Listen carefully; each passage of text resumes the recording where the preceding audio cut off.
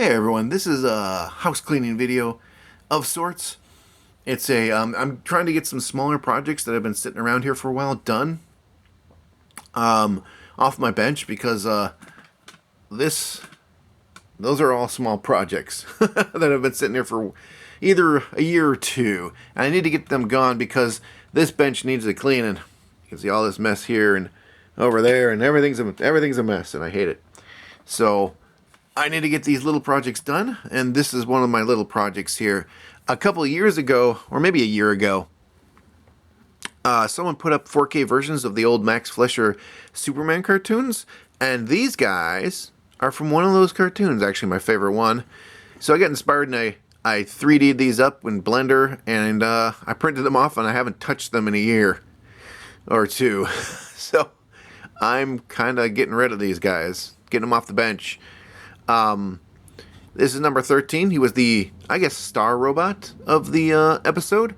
There were plenty of other robots, but this guy kind of kicked it off by stealing some jewels from an exhibition that Lois and Clark were covering for the Daily Planet. And of course, they put all the jewels, or whatever, put all the jewels in this backpack. This backpack, I guess I didn't assemble it right. It doesn't open very far.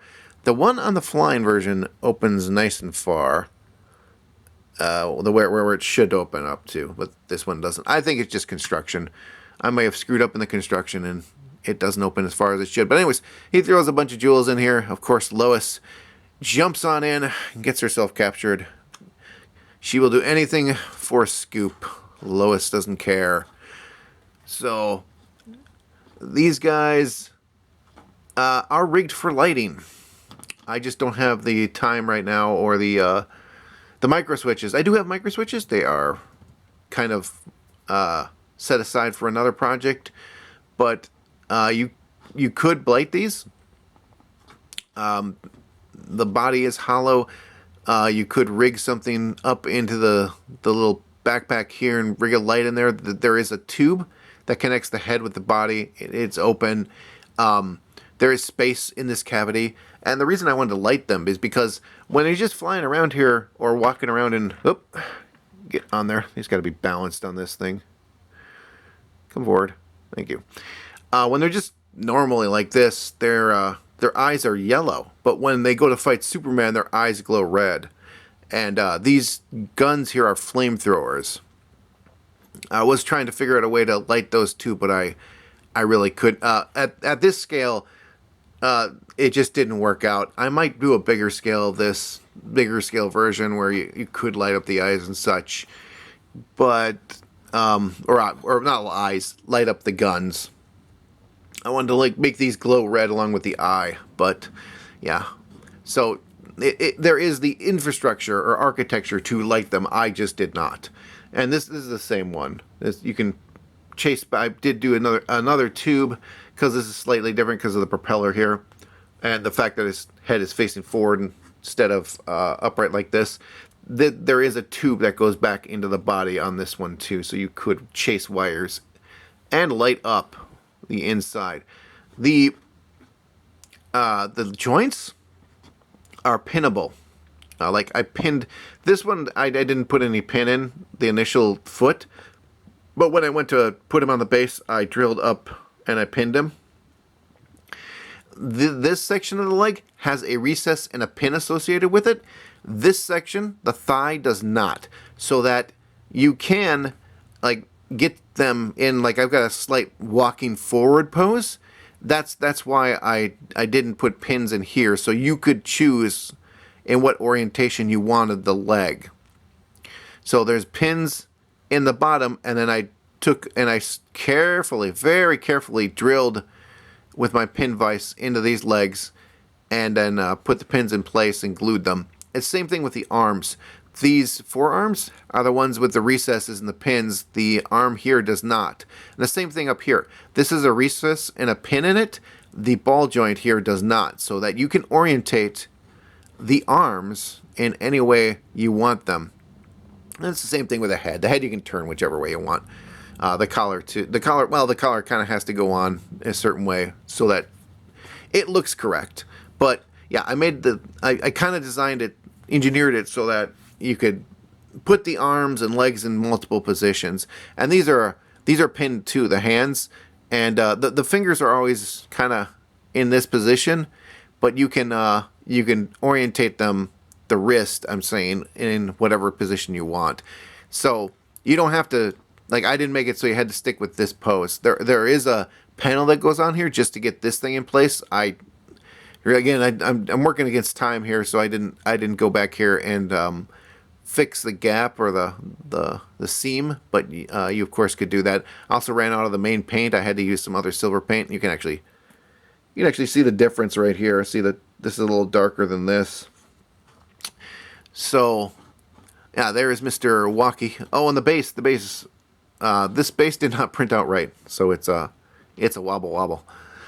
This base kind of wobbles, but it's not as bad. And I do love the Art Deco design of these guys. Like the 3 is very Art Deco and the 13. And so when I designed the bases, I kind of went a little Art Deco with them. You can see the double bevel here. And with the flight stand, which I didn't glue him in. You can glue him in or pin him in if you wanted to. But I went a little Art Deco with the curves here, and with this part of the base, the kind of curving forward here. This is a separate piece. I glued the heck out of it, or well, I epoxied this, and then I filled the seam. There's a little bit of a seam I filled in there. Yeah, as you can see, Mr. Flying here. This can rotate. I just miscalculated a little bit, and they hit the arms. So I got to fix that. I gotta move the arms, this flap forward.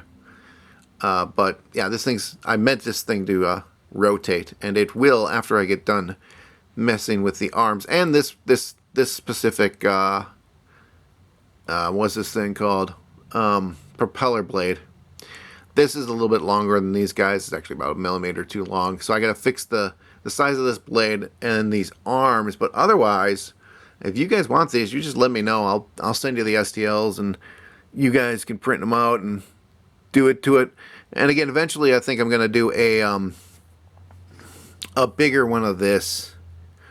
Just because it vertically takes up less space than Mr. Horizontal here.